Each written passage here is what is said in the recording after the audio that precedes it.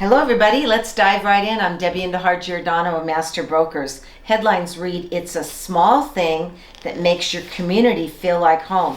That was an article in the San Jose Mercury News yesterday, and they talked about community assets. So the question a lot of sellers or buyers ask me is, what neighborhoods in Milpitas have the best schools?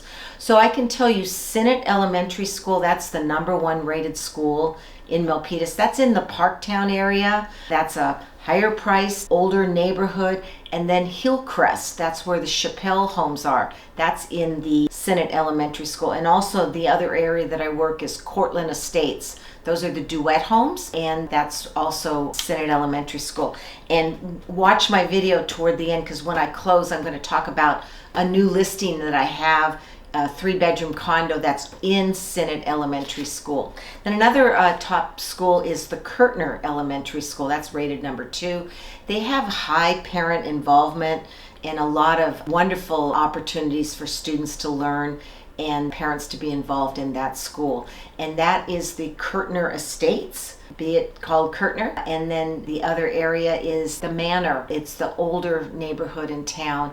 And also Penitencia Road is another area that has got the Curtner Elementary School. The other area is Glenmore Estates, and also the condos, that Dixon Landing condos that are out there by Curtner Elementary. So that's the #2. Then we have other great schools in Milpitas that don't hinder buyers from wanting to buy. There's Zanker Elementary, there's Rose Elementary. Those are some of the areas I work. There's Burnett School, there's Spangler, and the list goes on. There's about 12 elementary schools, and they're all very top schools in Milpitas. But Sinnott and Curtner are certainly one of the top picks for most buyers. So let's talk about the market in terms of economics and interest rates.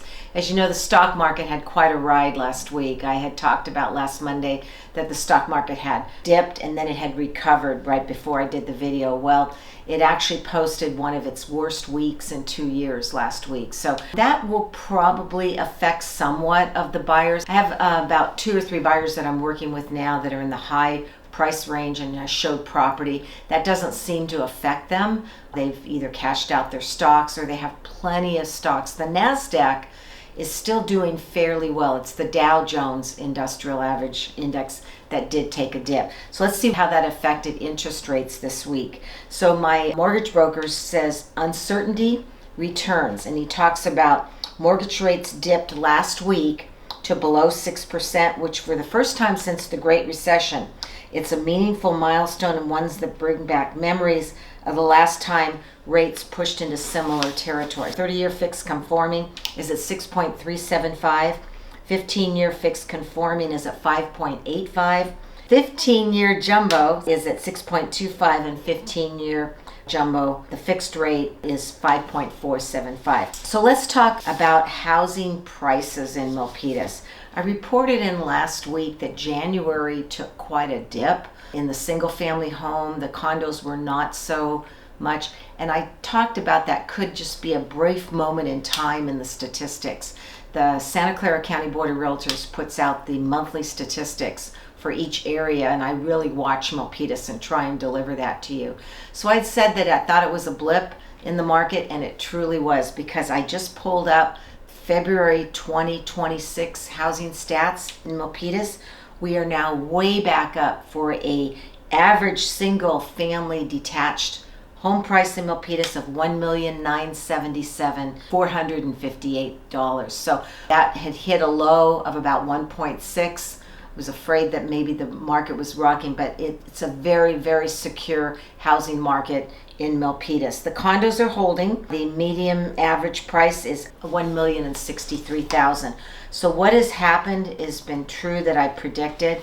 The single family home market will continue to rise fairly rapidly because we're not building in Milpitas any more single family detached homes, and it certainly is in great demand for many, many buyers. The condos, as you drive around Milpitas, there's plenty of new construction going up, and so there's more supply within that inventory, and so housing in the condo market has not risen very, very much. But now I want to talk about ADUs, that's accessory dwelling units. It says how homeowners can tap into the ADU market.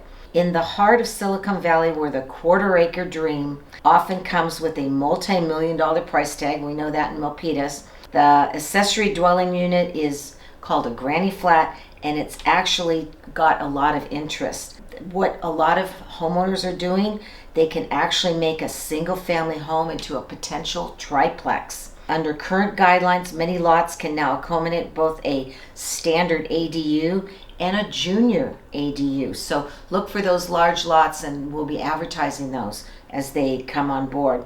In today's marketplace, every dollar spent on an ADU construction typically translates to $2.40 in added market value. I haven't tested that to be true if they're correct in this article. Most of the homes I've listed don't have ADUs, but I know a lot of ADUs are being built, and probably in the next 5 to 10 years we'll be seeing more of those coming onto the market.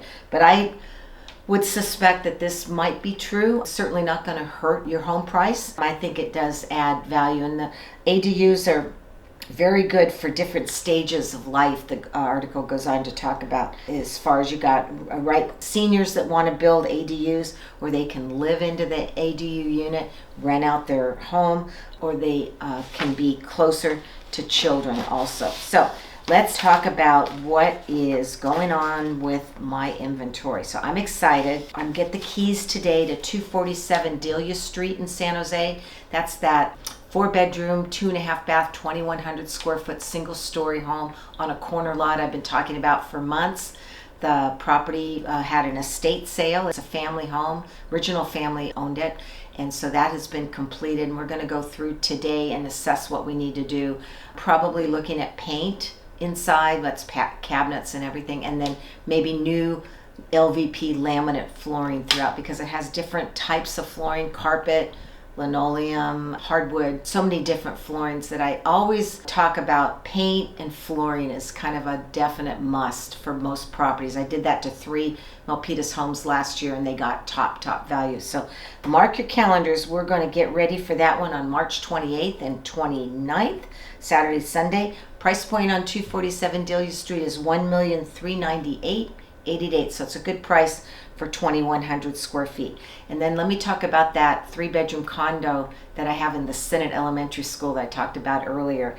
It's at 1550 Clear Lake Avenue in Milpitas. It was 1,190 square feet. It's an end unit. Be meeting the seller either today or tomorrow. They're coming in from out of town, and we'll get that one prepped. We're looking at a price tag of $799,888. And if you search all the townhomes in Milpitas, it is the lowest priced one, so I'm kind of excited about that.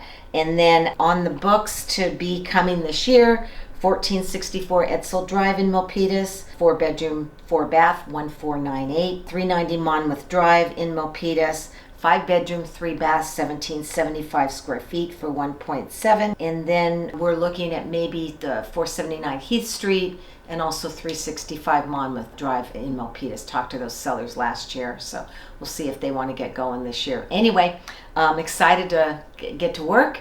If you want to call me, I'll be happy to meet with you. My number is 408-945-8988 or giordanodj@aol.com.